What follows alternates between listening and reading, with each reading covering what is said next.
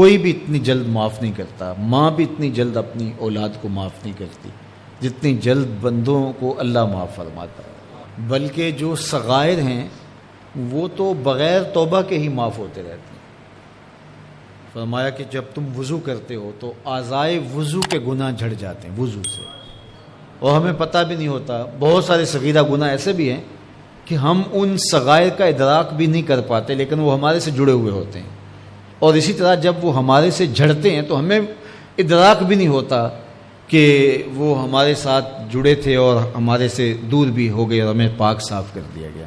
ایک نماز سے دوسری نماز تک کا وقت درمیان کے اندر ہونے والے گناہوں کا کفارہ ہے۔ ایک جمعہ دوسرے جمعے تک، ایک رمضان دوسرے رمضان تک گناہوں کا کفارہ ہے۔ تو یہ اللہ کی کرم نوازیوں کے رنگ ہے۔ بلکہ فرمایا ہم نے تم کو جو بڑے گناہوں سے منع کر رکھا ہے، اگر تم ان گناہوں سے اپنے آپ کو بچا لو تو ہم اس کے صلے کے اندر تمہارے چھوٹے گناہ ویسے ہی معاف کر دیں۔ ایک تو ہے کہ تم وضو کرو گے تو جھڑیں گے، ایک تو یہ ہے کہ تم کچھ اعمال کرو گے تو اس کی برکت سے یہ گناہ ساتھ جھڑ جائیں گے، لیکن اگر تم بڑے گناہوں سے بچتے رہو گے تو ہم تمہاری اس بات کا اعزاز تمہیں دیتے ہوئے کہ تمہیں اللہ کے حکم کا پاس ہے اور تم بڑے گناہوں سے بچ رہے ہو، اور جو چھوٹے گناہ تم سے سرزد ہو گئے ہم اس بڑے گناہ سے بچنے کی وجہ سے وہ ویسے ہی تمہارے سے ہٹا دیں گے، تمہیں صاف کر دیں گے اس کے ساتھ۔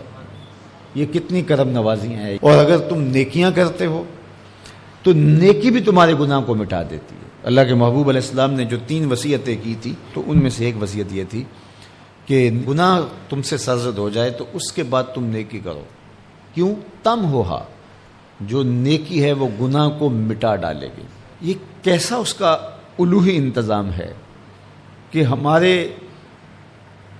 گناہوں کو مٹانے کے لیے کتنے سامان رکھیں۔ چھوٹے گناہ سرزد ہو گئے ہیں تو وضو کرنے سے، نماز ادا کرنے سے معاف ہو گئے، صدقہ کرنے سے معاف ہو گئے، کسی کو مسکرا کر ملنے سے معاف ہو گئے، رستے میں پڑی ہوئی چیز ہٹا دی تو اس سے معافی ہو گئی، دروشی پڑا تو گناہ معاف ہو گئے اور خطائیں دھل گئیں اور درجات بلند ہو گئے، اور نیکی کی تو ساتھ گناہ بھی معاف ہو گئے۔ تو باقی رہی بات کہ کبیرہ گناہ، بڑی بڑی باتیں، تو شرک سے بڑی بات تو کوئی نہیں ہے، سب سے بڑا گناہ تو شرک ہے۔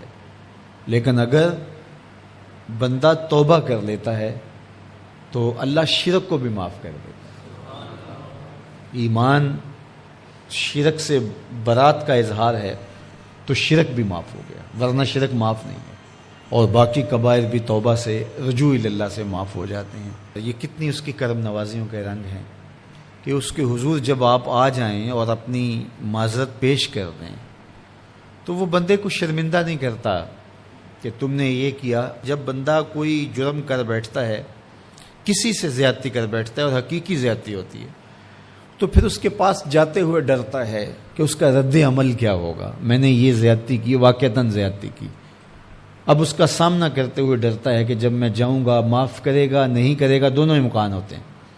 پھر معاف کرے گا تو کتنا رگیدے گا، مجھے کتنا احساس دلائے گا، اور اس کے بعد معاف کرے گا۔ تو بندے کے قدم اٹھتے بھی ہیں اور کئی وسواس اس کے ساتھ جڑے ہوئے ہوتے ہیں کہ معافی ہوگی یا نہیں ہوگی، اور میری تذلیل ہوگی یا میری کیا صورتحال ہوگی، کسی سے بھی معافی مانگتے ہوئے۔ اسی لیے لوگ اڑ جاتے ہیں، بعض اوقات وہ جانتے بوجھتے ہوتے ہیں کہ ہم نے یہ زیادتی کی ہے، اپنے بھائی کا دل دکھایا ہے، حق مارا ہے، زیادتی کی ہے، لیکن وہ اس احساس سے بچنے کے لیے تو پھر آہستہ آہستہ آہستہ آہستہ وہ اس کے عادی ہو جاتے ہیں۔ لیکن آپ اور میں گناہ کرتے ہیں تو گناہ کرنے کے بعد جب خیال پیدا ہوا کہ معافی مانگنی چاہیے، تو جب ہم وضو کر کے قدم اٹھاتے ہیں توبہ کے لیے تو ہمیں کوئی ایسا وسوسہ نہیں ہوتا کہ وہ معاف نہیں کرے گا۔ بلکہ حضرت داتا گنج بخش علی حجویری علیہ رحمہ کشف المعجوب میں ایک بزرگ کا قول نقل کیا کہ جس نے توبہ کی اللہ نے اسے معاف کر دیا۔ تو پھر ایک دوسرے بزرگ کا قول پیش کیا، کہا نہیں ایسا نہیں ہے کہ جس نے توبہ کی اللہ نے اسے معاف کر دیا، بلکہ یہ ہے کہ جس کو اللہ نے معاف کرنا تھا اس کو توبہ کی توفیق دے دی۔